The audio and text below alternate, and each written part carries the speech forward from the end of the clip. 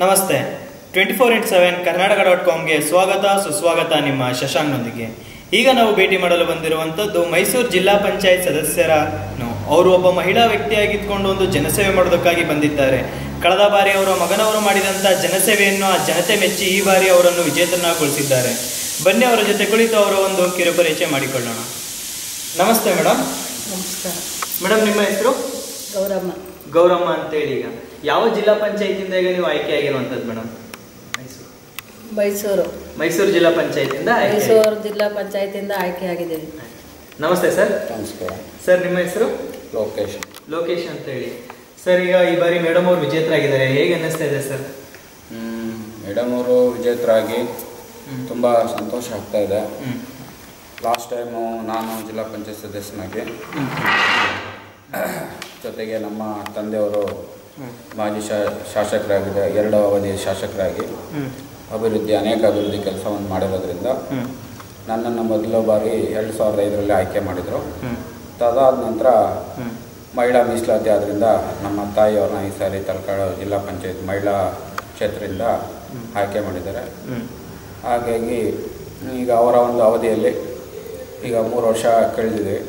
ಈಗ ಅವರ ಬಂದಂಥ ಕುಡಿಯೋ ನೀರಿನ ಸಮಸ್ಯೆಗಳಿರ್ಬೋದು, ರಸ್ತೆಗಳಿರ್ಬೋದು, ತಂಗುದಾಣಗಳಿರ್ಬೋದು, ಎಲ್ಲ ಅಭಿವೃದ್ಧಿ ಕೆಲಸಗಳನ್ನ ಕೋಟ್ಯಾಂತರ ರೂಪಾಯಿ ಅನುದಾನ ಬಂದು ಈಗ ಅಭಿವೃದ್ಧಿ ಕೆಲಸಗಳೆಲ್ಲ ನಡೀತಾ ಇದೆ. ಇನ್ನೂ ಕೂಡ ಹೆಚ್ಚಿನ ರೀತಿಯ ಅನುದಾನ ಬಂದರೆ ಇನ್ನೂ ಅಭಿವೃದ್ಧಿ ಮಾಡಲಿಕ್ಕೆ ಅವಕಾಶ ಆಗುತ್ತೆ ಅಂತ ನಾನಾದರೂ ಭಾವಿಸ್ತೀನಿ. ಅದರ ಜೊತೆಯಲ್ಲಿ ತುಂಬ ಬಹು ಕುಡಿಯೋ ನೀರಿನ ಗ್ರಾಮಕ್ಕೆ ನಮ್ಮ ತಂದೆಯವರು ಹೋದ ಸಾರಿ BJP ಸರ್ಕಾರ ಇದ್ದಂಥ ಸಂದರ್ಭದಲ್ಲಿ 18 ಹಳ್ಳಿಗಳು ಅಂದರೆ 2 ಪಂಚಾಯತಿಗೆ ಶಾಶ್ವತ ಕುಡಿಯೋ ನೀರಿಗೆ 18 ಕೋಟಿ ಹಣವನ್ನು ತಂದಿರುತ್ತಾರೆ. ಬೆಟ್ಟಳ್ಳಿಯನ ಗ್ರಾಮದಲ್ಲಿ ಈ ಒಂದು ಯೋಜನೆಯನ್ನು, ಶಾಶ್ವತ ಕುಡಿಯೋ ನೀರು ಯೋಜನೆಯನ್ನು ಮಾಡಬೇಕು. ಸ್ವಜಲಧಾರೆ ಅಂತ ಮೊದಲು ಹಿಂದೆ ಅವರು MLA ಆಗಿದ್ದ ಅವಧಿಯಲ್ಲಿ ಸ್ವಜಲಧಾರೆಯನ್ನು ಕಾರ್ಯಕ್ರಮವನ್ನು ಮಾಡಿಸಿ ತಲಕಾಡು ಒಂದು ಕುಡಿಯೋ ನೀರಿನ ಸಮಸ್ಯೆಗೆ ಬಗೆಹರಿಸಿದರು. ಹಾಗೆ ನಮ್ಮ ಪ್ರತಿಯೊಂದು ಹಳ್ಳಿ ನಮ್ಮ ಜಿಲ್ಲಾ ಪಂಚಾಯತ್ ವ್ಯಾಪ್ತಿಯಲ್ಲಿ ಬರ್ತಕ್ಕಂಥ 4 ಗ್ರಾಮ ಪಂಚಾಯತ್ ವ್ಯಾಪ್ತಿಯಲ್ಲಿ ಅನೇಕ ಅಭಿವೃದ್ಧಿ ಕೆಲಸಗಳು, ಎಲ್ಲ ಪಂಚಾಯತಿಗಳು, ಎಲ್ಲ ಪ್ರತಿಯೊಂದು ಗ್ರಾಮಗಳಲ್ಲೂ ಕುಡಿಯೋ ನೀರಿನ ಸಮಸ್ಯೆಯನ್ನು ಪ್ರಾಮಾಣಿಕವಾಗಿ ಬಗೆಹರಿಸಿದ್ದೇವೆ. ಅದರ ಜೊತೆಗೆ ಈಗ ಆಲ್ರೆಡಿ ಇನ್ನೂ ಕೂಡ ನಮಗೆ ಈ ಬರ್ತಕ್ಕಂಥ ಕುಡಿಯೋ ನೀರು ಯಾವ ರೀತಿ ಹಣವನ್ನು ಕೊಡ್ತಾ ಇದ್ದಾರೆ, ರಸ್ತೆಗಳಿರ್ಬೋದು, ಡ್ರೈನೇಜ್ ಇರ್ಬೋದು, ಅದಕ್ಕೂ ಅದೇ ಪ್ರಮಾಣದಲ್ಲಿ ಅನುದಾನವನ್ನು ನೀಡಿದರೆ ಇನ್ನೂ ಹೆಚ್ಚಿನ ಅಭಿವೃದ್ಧಿ ಮಾಡಲಿಕ್ಕೆ ಅವಕಾಶ ಆಗುತ್ತೆ. ಹಾಗಾಗಿ ಜನರು ನಮ್ಮ ಒಂದು ಅಭಿವೃದ್ಧಿ ಕೆಲಸವನ್ನು ನೋಡಿ ನಮ್ಮನ್ನು 2 ಬಾರಿಯಿಂದ ಸತತವಾಗಿ ಜಿಲ್ಲಾ ಪಂಚಾಯತ್ ಸದಸ್ಯರಾಗಿ ಆಯ್ಕೆ ಮಾಡಲಿಕ್ಕೆ ಸಹಕಾರ ಕೊಟ್ಟಿದ್ದಾರೆ. ಸರ್, ಈಗ ನೀವು ನಿಮ್ಮ ಈ ಒಂದು ಕ್ಷೇತ್ರದಲ್ಲಿ ವಿಜೇತರಾಗಿದ್ದೀರಾ. ನಿಮ್ಮ ತಂದೆಯವರು ಸಹ ಈಗ ಅಲ್ಲಿ ಹಲವಾರು ಒಂದು ಕೆಲಸ ಕಾರ್ಯಗಳನ್ನ ಮಾಡ್ಕೊಂಡು ಬಂದು ಈಗ ನೀವು ಅಲ್ಲಿ ತುಂಬಾ ಹೆಸರುವಾಸಿಯಾಗಿರುವಂಥದ್ದು. ಈಗ ನಿಮ್ಮ ತಂದೆಯವರು ಯಾವ ಒಂದು ಇಸ್ವಿಯಲ್ಲಿ ಈಗ ಅವರು ನಿಂತು ವಿಜೇತರಾದಂಥದ್ದು ಸರ್? ಈಗ ಅವರು ಮೊದಲನೇ ಬಾರಿಗೆ ಅವರು ಹೆಚ್ಚು ಕಡಿಮೆ 7 ಸಾರಿ ಜಿಲ್ಲಾ MLA ಎಲೆಕ್ಷನ್ ನಿಂತಿದ್ದಾರೆ. 5 ಬಾರಿ ಕಾಂಗ್ರೆಸ್ಸಿಂದ ಟಿಕೆಟ್ನ ತೆಗೆದುಕೊಂಡಿದ್ದಾರೆ. ಅದರಲ್ಲಿ 2 ಬಾರಿ 89ನಲ್ಲಿ ಮೊದಲನೇ ಬಾರಿ ಆಯ್ಕೆ ಆಗಿದ್ದಾರೆ, ಮತ್ತು 99ನಲ್ಲಿ ಎರಡನೇ ಬಾರಿ ಆಯ್ಕೆ ಆಗಿದ್ದಾರೆ, ಮತ್ತೆ 2ನೇ ಬಾರಿ. ಅದಾದ ನಂತರ ನೀವು ಅದಾದ ನಂತರ ನಮ್ಮ ಒಂದು ಬನ್ನೂರು ಕ್ಷೇತ್ರ ರಿಸರ್ವ್ ಏನಿತ್ತು, ಬನ್ನೂರು ಜನರಲ್ ಕ್ಷೇತ್ರ ಏನಿತ್ತು, ನಮ್ಮ ನರಸೀಪುರ ಒಂದು ಮೀಸಲು ಕ್ಷೇತ್ರಕ್ಕೆ ಒಳಪಟ್ಟು ಅದು ರಿಸರ್ವ್ ಆಯಿತು.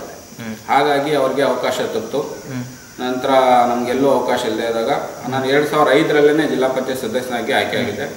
ನಾನು ಇಂಜಿನಿಯರಿಂಗ್ ಮುಗಿದ ತಕ್ಷಣ ಇಂಜಿನಿಯರಿಂಗ್ ರಿಸಲ್ಟ್ ಬರೋಕ್ಕೂ ಮೊದಲೇ ಜಿಲ್ಲಾ ಪಂಚಾಯತ್ ಸದಸ್ಯರಾಗಿ ಅತ್ಯಂತ ಕಿರಿಯ ವಯಸ್ಸಿನ ಜಿಲ್ಲಾ ಪಂಚಾಯತ್ ಸದಸ್ಯನಾಗಿ ಆಯ್ಕೆಯಾಗಿ ಅನೇಕ ಕಮಿಟಿಗಳಲ್ಲಿ, ಫೈನಾನ್ಸ್ ಕಮಿಟಿ ಇರ್ಬೋದು, ಆರೋಗ್ಯ ಸ್ಥಾಯಿ ಸಮಿತಿ ಇರ್ಬೋದು, ಕೃಷಿ ಕಮಿಟಿ ಇರ್ಬೋದು, ಅದರಲ್ಲೆಲ್ಲ ಹೆಚ್ಚಿಗೆ ಕೆಲಸವನ್ನು ಮಾಡಿ ಅನುಭವವನ್ನು ಹೊಂದಿದ್ದೇನೆ. ಆ ಎಲ್ಲ ಅನುಭವದಿಂದ ಹೆಚ್ಚಿನ ಅಭಿವೃದ್ಧಿ ಕೆಲಸ ಮಾಡಲಿಕ್ಕೆ ಸಹಕಾರಿ. ನಮ್ಮ ತಂದೆಯವರ ಅಭಿವೃದ್ಧಿ ಕೆಲಸನೇ ಶ್ರೀರಕ್ಷೆಯಾಗಿ ನಮ್ಮ ಒಂದು ರಾಜಕೀಯ ಒಂದು ಬೆಳವಣಿಗೆಗೆ ಒಂದು ಅವಕಾಶ ಸಿಕ್ಕಿ ಈ ರೀತಿ ಅಭಿವೃದ್ಧಿ ಕೆಲಸನ ಮುಂದುವರ್ಸ್ಕೊಂಡು ಹೋಗ್ತಾ ಇದ್ದೀವಿ. ಈಗ ನಮ್ಮ ತಾಯಿಯವರ ಒಂದು ಜಿಲ್ಲಾ ಪಂಚಾಯತ್ ಅಧಿಕಾರದ ವ್ಯಾಪ್ತಿಯೊಳಗೆ ಅನೇಕ ಅಭಿವೃದ್ಧಿ ಕೆಲಸವನ್ನು ಮಾಡಿಕೊಂಡು ಅದೇ ರೀತಿ ಅವರ ಒಂದು ಮಾರ್ಗದರ್ಶನದಲ್ಲಿ ಎಲ್ಲ ರೀತಿ ಕೆಲಸವನ್ನು ಸರಿಯಾಗಿ ನಡೆಸ್ಕೊಂಡು ಹೋಗ್ತಾ ಇದ್ದೀವಿ. ಮೇಡಮ್, ಈಗ ಮೊದಲು ನಿಮ್ಮ ಯಜಮಾನರು ಈ ಒಂದು ರಾಜಕೀಯ ಜೀವನಕ್ಕೆ ಪ್ರವೇಶ ನೀಡಿದರು. ಅದಾದ ನಂತರ ನಿಮ್ಮ ಪುತ್ರರು ಈ ರಾಜಕೀಯ ಜೀವನಕ್ಕೆ ಪ್ರವೇಶ ನೀಡಿದರು. ಈಗ ನೀವು ಸಹ ಬಂದಿದ್ದೀರಾ ಮೇಡಮ್, ಹೇಗೆ ಅನ್ನಿಸ್ತಾ ಇದೆ ಮೇಡಮ್? ಈಗ ನಿಮಗೆ ಎಲ್ಲ ಚೆನ್ನಾಗಿ ಅನ್ನಿಸ್ತಾ ಇರುವಂಥದ್ದು ಮೇಡಮ್. ಸರ್, ಈಗ ಅಂದಾಜು ಈಗ ನಿಮ್ಮ ಈ ಒಂದು ಕ್ಷೇತ್ರದಲ್ಲಿ ಈಗ 100ಕ್ಕೆ ಎಷ್ಟು ಭಾಗದಷ್ಟು ಈಗ ಕಾಮಗಾರಿಕೆ ಆಗಿದೆ ಅನ್ನೋದು ನಿಮ್ಮ ಅನಿಸಿಕೆ ಸರ್? ಈಗ ಅಂದರೆ ನಮ್ಮ ಒಂದು ಜಿಲ್ಲಾ ಪಂಚಾಯತ್ ಈ ವರ್ಷದಲ್ಲ ಎಲ್ಲ ಈ ಒಂದು ಅವಧಿ 5 ವರ್ಷ ಕಾಲ ಅವಧಿಯಲ್ಲಿ ಸರ್ ಇನ್ನೂ ಅವಧಿ ಒಂದು ಇನ್ನೂ 21 ತಿಂಗಳು ಅವಧಿ ಇದೆ. ಹಾಗಾಗಿ ಇನ್ನೂ ಅನೇಕ ಅಭಿವೃದ್ಧಿ ಕೆಲಸಗಳಿದೆ. ಕುಡಿಯೋ ನೀರು ಎಲ್ಲ ಊರಲ್ಲೂ ಪ್ರಾಮಾಣಿಕವಾಗಿ ಸಮಸ್ಯೆಗಳನ್ನ ಬರ್ಸಿದ್ದೀವಿ. ಸಮಸ್ಯೆಗಳು ಬಗೆಹರಿದಿದೆ. ಈಗ ನಮಗೆ ಮುಖ್ಯವಾಗಿ ಮೂಲ ಸೌಕರ್ಯ ಅಂದರೆ ರಸ್ತೆ ಇರ್ಬೋದು, ಮತ್ತು ಡ್ರೈನೇಜ್ಗಳಿರ್ಬೋದು ತುಂಬ ಅವಶ್ಯಕತೆ ಇದೆ ಹಳ್ಳಿಗಳಲ್ಲಿ. ಆಮೇಲೆ ಮನೆಗಳ ಹೆಚ್ಚಿನ ರೀತಿ ನಮ್ಮ ತಂದೆಯವರು MLA ಆಗಿದ್ದಾಗ ಮನೆಗಳು ಎಲ್ಲ ಬನ್ನೂರ ಒಂದು ಕ್ಷೇತ್ರದಲ್ಲಿ ಮಾದರಿ ಕ್ಷೇತ್ರವನ್ನು ಮಾಡಿದ್ರು. ಮನೆಗಳನ್ನ ತಗೊಂಡು ಕ್ರಾಂತಿಯನ್ನೇ ಮಾಡಿದ್ರು. ಆ ಥರ ಒಂದು ಅಭಿವೃದ್ಧಿಗಳನ್ನ ಮಾಡಿದ್ದಾರೆ ನಮ್ಮ ತಂದೆಯವರಿದ್ದಾಗಲೇ. ಹಾಗಾಗಿ ಮನೆಗಳದ್ದು ಕಡು ಬಡವ್ರಿಗೆ ಏನು ಇವತ್ತಿಗೂ ಮನೆಗಳು ಬರ್ತವೆ, ಅದರಲ್ಲೂ ಒಂದೊಂದು ಪ್ರಾಮಾಣಿಕವಾಗಿ ಗುರುತಿಸಿ ಅಂಥವ್ರಿಗೆ ಮನೆಗಳಿರ್ಬೋದು, ಬೇರೆ ವೈಯಕ್ತಿಕ ಸೌಲಭ್ಯಗಳಿರ್ಬೋದು ಅಂಥದ್ದನ್ನೆಲ್ಲ ಪ್ರಾಮಾಣಿಕವಾಗಿ ಅವ್ರಿಗೆ ದೊರಕಿಸ್ಕೊಡ್ತಾ ಇದ್ದೀವಿ. ಈಗಲೂ ಕೂಡ ರಸ್ತೆಗಳಿರ್ಬೋದು, ಡಾಂಬರ್ ರಸ್ತೆ ಇರ್ಬೋದು. ನಮ್ಮ ಊರು ತಲಕಾಡಿಂದ ಕಾಳಿಗುಂಡಿ ಅನ್ನೋ ಗ್ರಾಮ, ಸಣ್ಣ ಒಂದು ಗ್ರಾಮ. ಆ ಸಣ್ಣ ಗ್ರಾಮದಲ್ಲಿ ಅನೇಕ ರಾಜಕಾರಣಿಗಳು ಬೆಳೆದಂಥ ಹೋಗಿರ್ತಕ್ಕಂಥ ಒಂದು ಇತಿಹಾಸನೇ ಇದೆ. ಆ ಗ್ರಾಮದಲ್ಲಿ ನಾವೆಲ್ಲ ಹುಟ್ಟಿ ಬೆಳೆದಂಥವ್ರು. ಹಾಗಾಗಿ ನಾವು ಹೆಚ್ಚಿನ ಒಂದು ಇದನ್ನು ನಮ್ಮ ಒಂದು ಕಾಳಿಗುಂಡಿ ಅನ್ನೋ ಒಂದು ಸಣ್ಣ ಗ್ರಾಮ. ಅಲ್ಲಿ ಹಿಂದೆ ಮಲ್ಲಿಕಾರ್ಜುನ ಸ್ವಾಮಿಯವರು ಮಿನಿಸ್ಟ್ರ್ ಇದ್ದರು. ಹಿಂದೆ ನಮ್ಮ ತಂದೆಯವರು 2 ಬಾರಿ MLA ಆಗಿದ್ದಾರೆ. ಅಲ್ಲಿಂದ ನಾನು 1 ಬಾರಿ ಜಿಲ್ಲಾ ಪಂಚಾಯತ್ ಮೆಂಬರ್ ಆಗಿದ್ದೀನಿ. ನಮ್ಮ ತಾಯಿಯವರು 1 ಬಾರಿ ಜಿಲ್ಲಾ ಪಂಚಾಯತ್. ಅದೇ ಗ್ರಾಮದಲ್ಲಿ ನಮ್ಮ ದೊಡ್ಡಪ್ಪನ ಮಗ ಒಬ್ಬರು ಇದ್ದಾರೆ, ಅವ್ರನ್ನ APMC ಮೆಂಬರ್ ಕೂಡ ಮಾಡಿದ್ದೀವಿ. ಹಾಗಾಗಿ ಎಲ್ಲರೂ ನಮ್ಮ ಊರಿಗೆ ಒಂದು ರಾಜಕೀಯ ಇತಿಹಾಸನೇ ಇರೋದ್ರಿಂದ ನಮ್ಮ ಕೊಪ್ಪಾಳ ಕಾಳಿಗುಂಡಿ ಅಂದರೆ ಕೊಪ್ಪಾಳ ಅಂತ ಒಂದು ಅಡ್ಡ ಹೆಸರಿಂದ ಕರೆಯೋದ್ರಿಂದ ಅಲ್ಲಿ ರಾಜಕೀಯ ಒಂದು ನೆಲೆ ಚೆನ್ನಾಗಿ ಬೆಳೆಸ್ಕೊಂಡು ಬರ್ತಾ ಇದ್ದೀವಿ.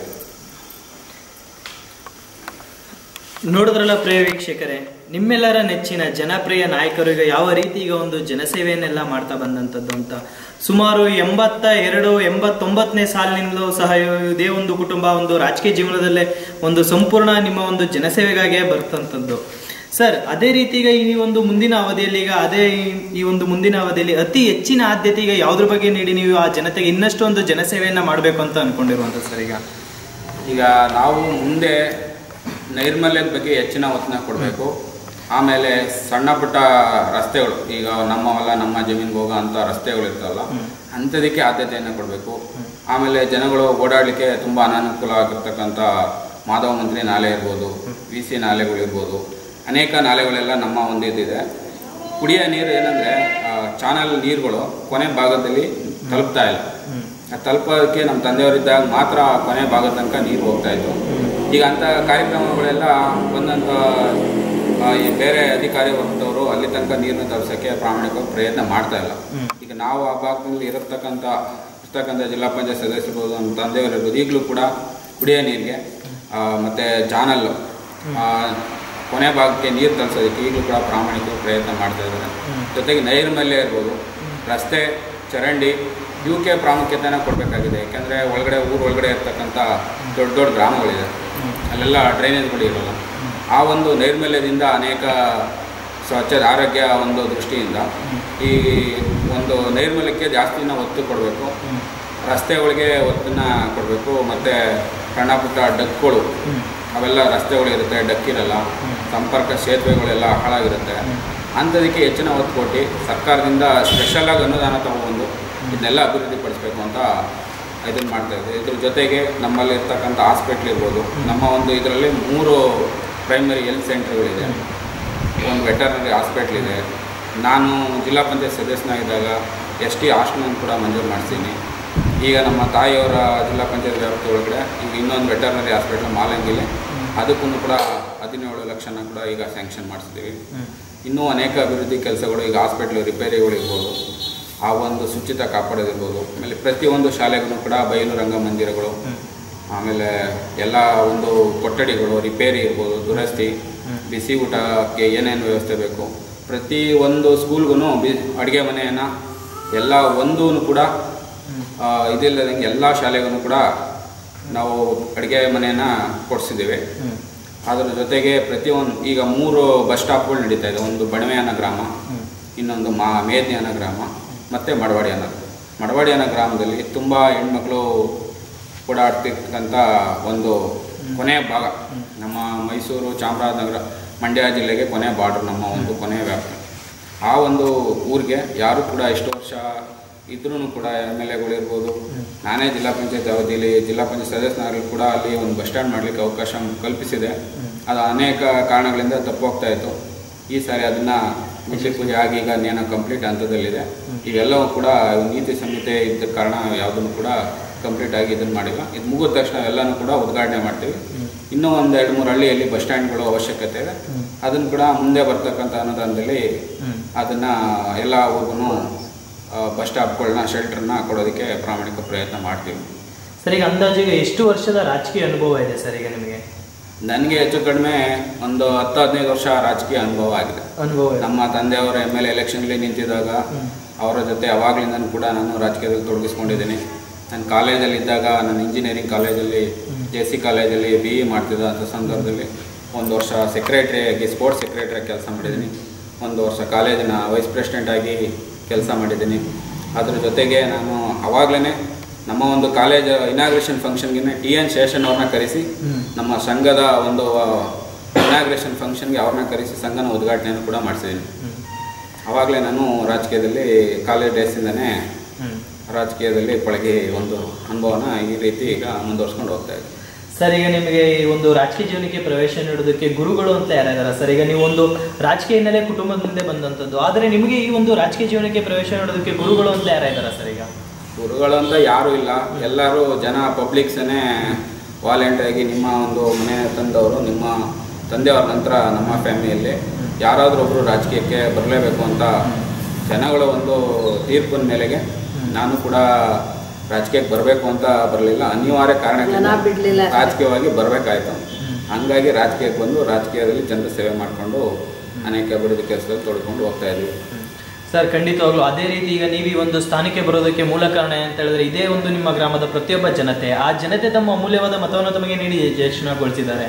ಹಾಗಾಗಿ ಕೊನೆಯದಾಗಿ ಆ ಎಲ್ಲ ಜನತೆಗೂ ಏನೋ ಒಂದು ಸಿಹಿ ಮಾತುಗಳನ್ನ ನಮ್ಮ 24x7 ಕರ್ನಾಟಕ.com ಮುಖಾಂತರ ಹೇಳೋದಕ್ಕೆ ಇಷ್ಟಪಡ್ತೀರಾ ಸರ್? ಈಗ ನಾವು ನಮ್ಮನ್ನು ಸತತವಾಗಿ ಜನಗಳು 2 ಬಾರಿ MLA ಮಾಡಿದ್ದಾರೆ, 2 ಬಾರಿ ನನ್ನ 1 ಬಾರಿ ಜಿಲ್ಲಾ ಪಂಚಾಯತ್ ಸದಸ್ಯ, ನಮ್ಮ ತಾಯಿಯವ್ರನ್ನ 1 ಬಾರಿ ಜಿಲ್ಲಾ ಪಂಚಾಯತ್ ಸದಸ್ಯರಾಗಿದೆ. ಅವರ ಅಪಾರವಾದ ಋಣ ತೀರಿಸಲಿಕ್ಕೆ ನಮಗೆ ಹೆಚ್ಚಿನ ಅವಕಾಶವನ್ನು ಮಾಡಿಕೊಟ್ಟಿದ್ದಾರೆ. ನಮಗೆ ಇನ್ನೂ ಹೆಚ್ಚಿನ ರೀತಿ ಅವ್ರಿಗೆ ನಾವು ಅಭಿವೃದ್ಧಿನ ಮಾಡಲಿಕ್ಕೆ, ಅವ್ರ ಋಣ ತೀರಿಸಲಿಕ್ಕೆ ಅಭಿವೃದ್ಧಿ ಮೂಲಕ ಅವರ ಒಂದು ಏನು ಚುನಾವಣೆಯಲ್ಲಿ ನಮಗೆ ಓಟ್ ಹಾಕಿ ಮತ ಹಾಕಿ ಗೆಲ್ಲಿಸಿದ್ದಾರೆ, ಅವರ ಒಂದು ಹಿತವನ್ನು ಕಾಪಾಡಲಿಕ್ಕೆ, ಆಮೇಲೆ ಅವರ ಒಂದು ವೈಯಕ್ತಿಕ ಮನೋಬಲಾಶೆ ಇರ್ಬೋದು, ಅವರ ಒಂದು ಅಭಿವೃದ್ಧಿ ಕೆಲಸಗಳಿರ್ಬೋದು, ಅವ್ರು ಓಟ್ ಹಾಕಿರೋ ಮುಖಾಂತರ ನಾವು ಅವ್ರಿಗೆ ಅಭಿವೃದ್ಧಿ ಮುಖಾಂತರ ಕೃತಜ್ಞತೆ ಸಲ್ಲಿಸಲಿಕ್ಕೆ ಇಷ್ಟಪಡ್ತೀವಿ. ಮೇಡಮ್, ಆ ಎಲ್ಲ ನಿಮಗೆ ಓಟ್ ಹಾಕಿದಂಥ ಜನತೆಗೆ ನೀವು ಕೊನೆಯದಾಗಿ ಏನೋ ಒಂದು ಸಿಹಿ ಮಾತುಗಳನ್ನ ಹೇಳೋದಕ್ಕೆ ಇಷ್ಟಪಡ್ತೀರಾ ಮೇಡಮ್? ಮಾಡ್ತೀವಿ ಎಲ್ಲ ಅಭಿವೃದ್ಧಿ ಕೆಲಸ ಮಾಡ್ತೀವಿ, ಎಲ್ಲ ಮಾಡಿ ಎಲ್ಲ ಒಳ್ಳೆ ಹೆಸರಿದೆ ನೋಡಿ, ಎಲ್ಲ ನಮ್ಮ ಯಜಮಾನ್ರಿಂದ, ನಮ್ಮಿಂದ, ಇವರಿಂದ, ಅಲ್ಲಿಂದ ಎಲ್ಲರಿಂದ ನೋಡಿ ಒಂದು ಜನ ಚೆನ್ನಾಗಿದೆ, ಮುಂದಕ್ಕೂ ಒಳ್ಳೇದು ಮಾಡ್ಕೊಂಡು ಹೋಗ್ತೀವಿ ಅಂತ ಹೇಳೋದಕ್ಕೆ ಇಷ್ಟ. ನೋಡಿದ್ರಲ್ಲ ನಿಮ್ಮ ಪ್ರಿಯ ವೀಕ್ಷಕರೇ, ನಿಮ್ಮೆಲ್ಲರ ನೆಚ್ಚಿನ ಜನಪ್ರಿಯ ನಾಯಕರು ಈಗ ಯಾವ ರೀತಿ ಈಗ ಒಂದು ಜನಸೇವೆಯನ್ನೆಲ್ಲ ಮಾಡ್ತಾ ಬಂದಂಥದ್ದಂತ. ಅವರು ಮುಖ್ಯವಾಗಿ ನಿಮಗೆ ಒಂದು ಸ್ವಚ್ಛತೆ ಬಗ್ಗೆ ಹೆಚ್ಚಿನ ಆದ್ಯತೆಯನ್ನು ನೀಡಿ, ಈ ಒಂದು ಮುಂದಿನ ಅವಧಿಯಲ್ಲಿ ಹೆಚ್ಚಿನ ಆದ್ಯತೆ ನೀಡಿ ಇನ್ನಷ್ಟು ಒಂದು ಅನುಕೂಲತೆಗಳನ್ನೆಲ್ಲ ಮಾಡಿಕೊಡ್ಬೇಕು ಅಂತ ಅಂದ್ಕೊಂಡಿರುವಂಥದ್ದು. ಇದೇ ರೀತಿ ಎಲ್ಲಿದೆ ಯಾವುದೇ ಮಾಹಿತಿ ಬೇಕಾದರೂ ನಿಮಗೆ ನೇರವಾಗಿ ಸಿಗುವಂತೆ ನಾವು ನಿಮಗೆ ಮಾಡುತ್ತಿದ್ದೀವಿ. ಹಾಗಾಗಿ ವೀಕ್ಷಿಸ್ತಾ ಹೋಗಿ 24x7 ಕರ್ನಾಟಕ.com ನಲ್ಲಿ ಮಾತ್ರ. ಧನ್ಯವಾದಗಳು.